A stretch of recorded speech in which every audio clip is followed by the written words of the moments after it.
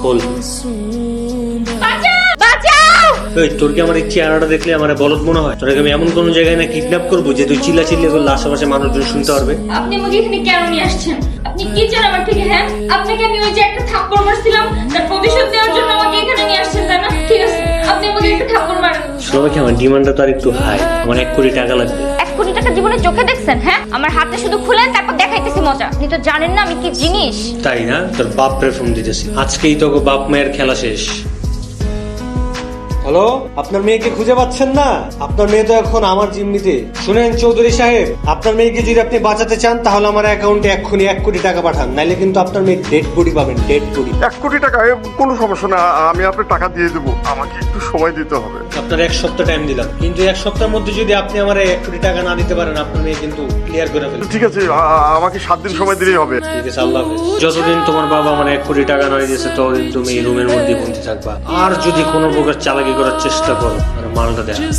এটা তো খেলনা পিস্তল। ছোটবেলায় আমি কত এই পিস্তল দিয়ে খেলা করছি। সেটা সময় বলে দিবে যেটা খেলনা পিস্তল নাকি সত্যিকারের পিস্তল। এত কথা শুনতে ভালো লাগতেছে না তো আমার এখন। আমার হাতটা খুলে দেন, আমি ওয়াশরুমে যাবো। খুলে দিই।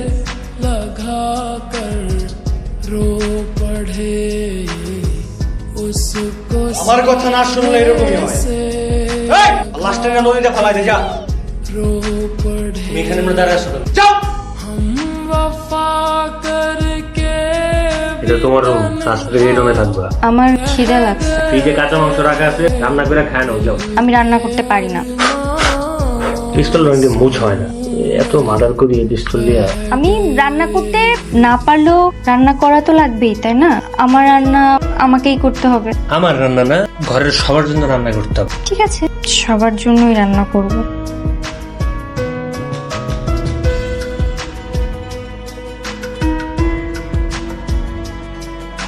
রান্না করা শেষ?